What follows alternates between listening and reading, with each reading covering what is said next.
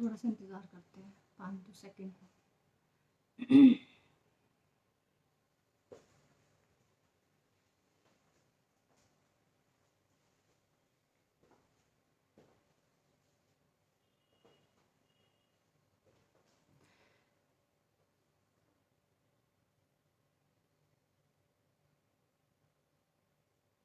सभी को नमस्कार और जय हिंद। सब लोग जल्दी से जुड़ जाइए और इस लाइव को अपने साथियों के साथ शेयर भी कर लीजिए, ताकि आज जो हम बातें करने जा रहे हैं या कुछ बताने जा रहे हैं वो सभी के पास पहुंच जाए। तो एक बार फिर से सभी को जय हिंद। मैं और सर आपके सामने अब इस वक्त मौजूद है और एक कुछ भी खबर देने से पहले मैं इस लाइव के माध्यम से उन सभी लोगों को जिन्होंने अभी पिछले 1.5 महीने में हमारे लिए वीडियोस बनाई और ना जाने क्या क्या बोला उस वीडियो में कि हमने सुप्रीम कोर्ट से सीज करा दिया या डिसमिस करा दिया केस को, अब हम हाई कोर्ट नहीं जा रहे हैं, इस तरीके की जो भी भावनाएं बाहर आई उनकी जो नकारात्मक थी, उनको आज हमने जवाब दे दिया है कि अब पुरानी पेंशन बहाल का जो केस है वो हाई कोर्ट जा चुका है, जिसके बारे में सर आपको विस्तार रूप से बताएंगे। सर देखिए, सुप्रीम कोर्ट में जो मैटर जब हमारा टेकअप हुआ था जी, तो ऑनरेबल सुप्रीम कोर्ट जो है वो असल में इनफैक्ट कई बार ऐसा होता है कि वो कहते हैं आप पहले हाई कोर्ट जाइए इस मैटर को लेके और हाई कोर्ट पर पहले सुनवाई कराइए और उसके बाद आइए, क्योंकि समय के अभाव रहता है सुप्रीम कोर्ट के पास में। ये अलग अलग बेंच पे अलग अलग निर्भर करता है, कई बार सुन भी लेते हैं, इसीलिए हम लोगों ने सुप्रीम कोर्ट में गए थे कि भाई कई बार सुनवाई हो भी जाती है, कई बार भेज दिया जाता है। तो उस बेंच ने ये कहा कि नहीं, हम आप सुप्रीम हाई कोर्ट में जाइए, और फिर हमने इसको विड्रॉ किया और सुप्रीम कोर्ट ने हमको परमिशन ग्रांट करी हाई कोर्ट जाने के लिए जी। और उसके बाद हमको हाई कोर्ट जाना था। इस बीच में बहुत पेंडेमिक भी रहा, तबीयत भी बहुत खराब रही है, हमारी भी रही है और भावना जी की भी रही है, ये सब चीज़ें रही हैं, क्योंकि कोरोना भी हो गया, तो इस कारण से थोड़ा सा डिले हुआ, लेकिन कोई कार्य हाई कोर्ट में हो भी नहीं रहा था। वास्तविकता ये थी कि हम थोड़ा पहले भी चले जाते तो कुछ कोई निर्णय होता नहीं, कोई उसका कोई डिसीजन होता नहीं और वो पेंडिंग ही रहता मैटर, क्योंकि केसेस अब सुनवाई शुरू हुई है। बाकी बहुत अर्जेंट केसेस में सुनवाई हो रही थी जो कि वाकई बहुत अर्जेंट थे, जिसकी सुनवाई करना बहुत ही आवश्यक था। तो अब हमने इस केस को आज डाल दिया है और इसकी बहुत जल्दी ही सुनवाई होगी। और जैसे कि मैंने कहा कि जो लीगल इश्यूज है हमारे, वो बहुत ही स्ट्रांग है, क्योंकि जो हमने बात उठाई है और जो बात बहुत वाजिब सी है, जो आप लोगों का सबकी कंटेंशन भी है, कि जो पैरामिलिट्री फोर्स है वो कहीं से भी, जो आर्मी है हमारे देश की, उससे कहीं भी कोई काम कार्य नहीं है उनका जी। बल्कि मेरा तो मानना यह है कि उनसे कहीं ज्यादा कार्य है। लेकिन मैं नहीं मानता, हमारे आर्म फोर्सेस आर्मी के भी लोग भी, जवान भी रोज बलिदान देते हैं अपने जीवन का और दिन रात कार्य करते हैं। लेकिन चूंकि जो पैरामिलिट्री फोर्स है, जैसे जो भी बॉर्डर सिक्योरिटी फोर्स है, सीआरपीएफ है, सीआईएसएफ है, जो भी ये लोग बॉर्डर पे भी रहते हैं, बॉर्डर पे भी इनकी ड्यूटी रहती है, और जब वार होती है उस वक्त भी ये उनके साथ कंधे से कंधा मिला के, आर्मी के साथ में कंधे से कंधा मिला के लड़ते हैं, पीछे नहीं आते हैं। आज की तारीख में ये लोग उस वक्त वहां मौजूद रहते हैं। तो यही बात हमने उठाई है कि जब, और लीगल इशू ऐसा है कि जब आर्म फोर्सेस को उस पेंशन से, जो न्यू पेंशन स्कीम से अलग रखा था, तो arm forces of the union में जो मिनिस्ट्री ऑफ होम अफेयर्स के अंतर्गत आती है, वो भी arm forces of the union है। वो खुद ही सुप्रीम गवर्नमेंट ऑफ इंडिया के एमएचए का क्लैरिफिकेशन लेटर था 6 अगस्त 2004 का, जिसमें उन्होंने कहा था कि arm forces of the union includes the arm forces under the ministry of home affairs. तो यही बात हमने उसको उठाया है और मतलब ये बहुत रीजनल और रैशनल बात है कि जो भी सुविधाएं जो मिल रही हैं भारत की आर्मी के, मतलब डिफेंस फोर्सेस को, चाहे वो नेवी हो, चाहे हमारे आर्मी हो या हमारे एयरफोर्स हो, वही सुविधाएं सारी पेंशन में और बाकी चीज़ें हैं उसके लिए भी बात बाद में रखेंगे। बहुत सी कैंटीन वगैरह बहुत से इश्यूज हैं वो बाद में रखेंगे। पहले ये जो पेंशन का इशू है कि पेंशन, जो ओल्ड पेंशन है वो ही मिलनी चाहिए, और इसके लिए हमने अब हाई कोर्ट में दायर कर दिया मामला और जल्द सुनवाई होगी। और मुझे पूरी आशा है कि इसमें हमको हमारे पक्ष में ही निर्णय आएगा। बाकी ये भावना जी बताएं। देखिए, सबसे पहले तो सर ने आपको बता दिया है कि हमने जो आज जो है हाई कोर्ट में पुरानी पेंशन बहाल का केस डाल दिया है और केस डायरी नंबर जो है मैंने इसी लाइव के ऊपर दिया है, ताकि जिनको भी थोड़ा बहुत शक हो वो जाके खुद भी सर्च करके अच्छे से इन डिटेल उसको देख सकते हैं और समय समय पर आप अपने केस का स्टेटस भी देख सकते हैं। लेकिन आज कुछ जरूरी बातें जो मुझे कहनी है इस लाइव के माध्यम से, मैं कहना चाहूंगी। देखिए, पिछले 1.5 महीने में मेरे साथ भी बहुत कुछ हुआ, सर के साथ भी बहुत कुछ हुआ। हम उनमें से नहीं है कि अपनी परेशानियों को एक मुद्दा बनाकर सोशल मीडिया में डाल दें, लेकिन 1.5 महीने में ऐसी तमाम वीडियोस, पोस्ट और ना जाने क्या क्या मेरे सामने आया, जिस पे मुझे विश्वासघाती, गद्दार और ना जाने इस तरह के कितने नाम दिए गए।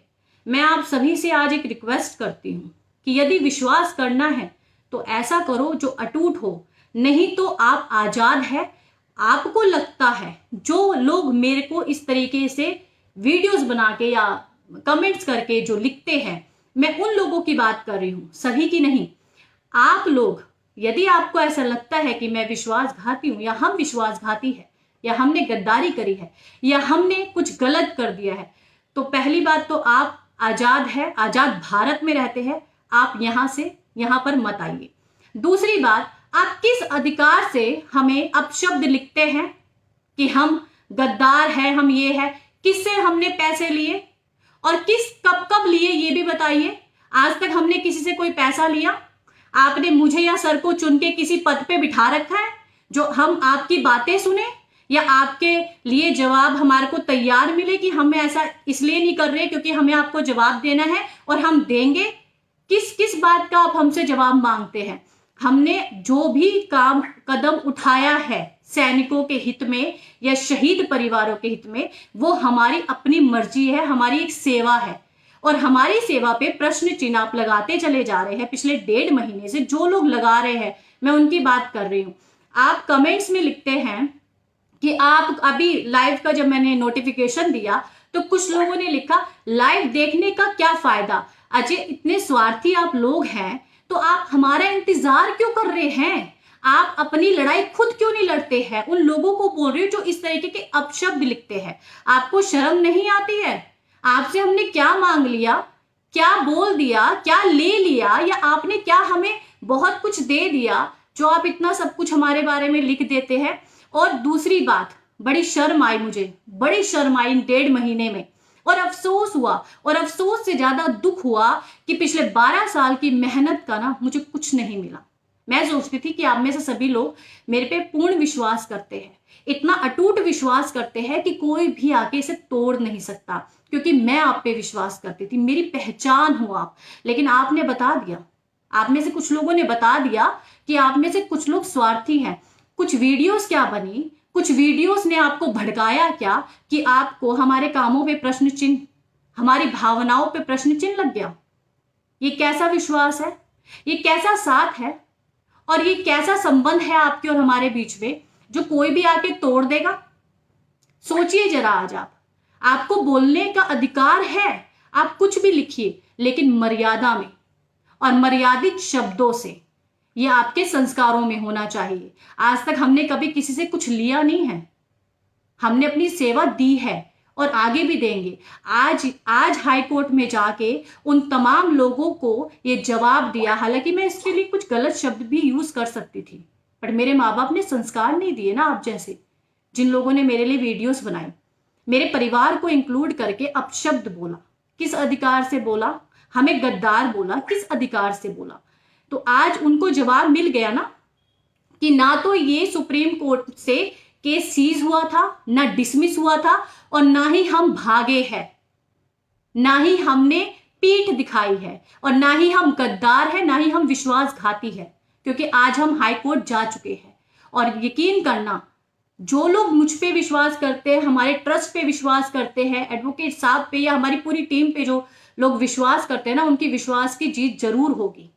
लेकिन जो लोग थोड़ी सी बुराई करने पर अपना विश्वास तोड़ देते हैं दूसरों के कहने पे, वो आजाद है। कृपया करके आप हमारे और हमारे कामों से दूर रहें। मैं आपको सिर्फ यही बोलना चाहती हूँ, क्योंकि पिछले 1.5 महीने में जो आपने मेरे को इतना भर भर के शब्द दिए हैं ना, इंस्टाग्राम, ट्विटर, फेसबुक, जिनके पास व्हाट्सएप नंबर था, या कॉल करके, वो सब मेरी झोली में है।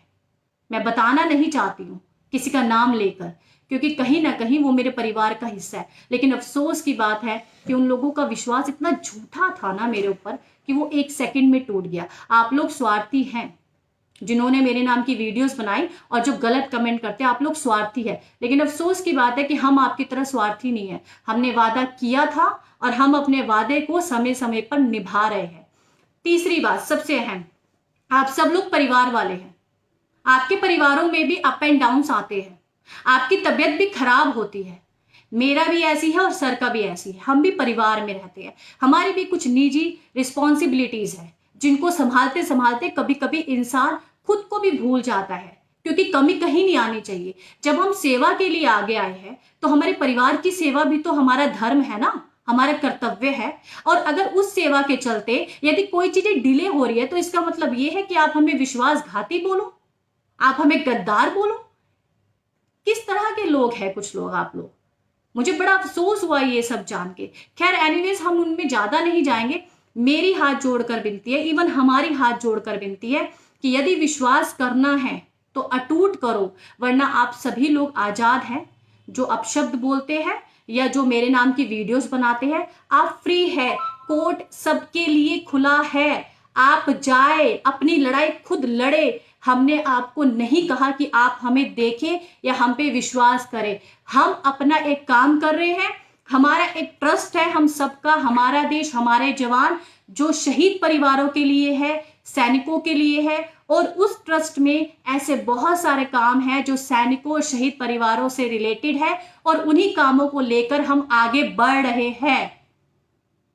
हमें किसी से कोई लेना देना नहीं है, हमने किसी से कोई पैसा नहीं लिया। हमारा ट्रस्ट रजिस्टर है, भारत सरकार ने उसे रजिस्टर कर रखा है। मैंने आपको समय समय पर सबूत दिया, लेकिन आप लोगों ने तो कोई कसर ही नहीं छोड़ी। और उन सभी भाइयों का धन्यवाद करती हूं मैं आज, जिन्होंने पिछले 1.5 महीने में मुझे मोटिवेट करने के लिए कोई कमी नहीं छोड़ी। कुछ ऐसे भाई भी हैं जिन्होंने समय समय पर मुझे बताया कि कोई कुछ भी बोले, लेकिन उनका मेरे ऊपर जो विश्वास है या हमारे ट्रस्ट पर जो विश्वास है वो अटूट है। मुझे बहुत अच्छा लगा। शायद उन्हीं की वजह से आज हम लोग यहाँ तक पहुंचे हैं और जीत भी लेंगे। मैं आप सबसे बस इतना ही कहूंगी कि विश्वास कायम रखिए, जीत होगी। और एक और बात, ये जो ओपीएस लिखते हैं मेरे सीएपीएफ परिवार के लोग, मैं आप सभी को बोलूंगी कृपया करके ओपीएस लिखना बंद कीजिए, साथ दीजिए। आपके साथ की जरूरत है, साथ दीजिए, आपके परिवार को जोड़िए। एक शोर जो सोशल मीडिया में मच रहा है उसको उठाइए और बुलंद तरीके से, लेकिन खाली ओपीएस मत लिखिए। आप कोई भी चीज शेयर नहीं करते हो, आप कहीं पे भी कोई अपडेट नहीं करते हो, उसको फॉरवर्ड नहीं करते हो, अपने साथियों को नहीं जोड़ते हो, अपने परिवारों को नहीं जोड़ते हो, ओपीएस लिख के चले जाते हो। ओपीएस लिखने से क्या भारत सरकार आपको पुरानी पेंशन दे देगी? आपने मेरे नाम की जो अपशब्द वीडियो बनी थी उसको इतना हाईलाइट कर दिया कि मेरे को डिप्रेशन हो गया। लेकिन जो अच्छी चीज है, जो आपके फायदे की है, जिससे आपको आपका अधिकार मिलता है, मिल सकता है, और जिससे आपकी पहचान है, उसको आगे बढ़ाने में या उसको आगे तक ले जाने में आप कोई साथ नहीं देते हैं, ओपीएस लिख के छोड़ देते हैं। ये कैसा साथ है? अब हमने अपना एक वादा जो हाईकोर्ट का था, ये वादा पूरा किया। उन तमाम लोगों को जिन्होंने मेरे लिए वीडियोस बनाई थी और ट्रस्ट के नाम पे वीडियोस बनाई थी, आज जवाब है, और भयंकर जवाब है। जिन्होंने उस वक्त उन लोगों पे विश्वास करा था ना, उन लोगों के लिए भी ये जवाब है। जिन्होंने हमारे पे विश्वास तोड़ के उन लोगों को सही बताया था कि हाँ, भावना जी और भावना जी के ट्रस्ट ने सही हमसे गद्दारी कर ली, आज उन सभी तमाम लोगों को ये जवाब है कि कोई सीज नहीं हुआ था, कोई डिसमिस नहीं हुआ था। हम सही वक्त का इंतजार कर रहे थे और आज सही वक्त था, इसलिए हम हाई कोर्ट चले गए। आप लोगों को ऊपर फाइल नंबर है, आप अपने केस का खुद ही स्टेटस देख सकते हैं रोज। लेकिन जाते जाते बस इतना ही कि विश्वास करे तो अटूट करे। कोई कुछ भी बोले, आपका विश्वास नहीं टूटना चाहिए, जैसे हमारा आपके ऊपर नहीं टूटता है। बस इतना ही बोलेंगे। जय हिंद, जय भारत।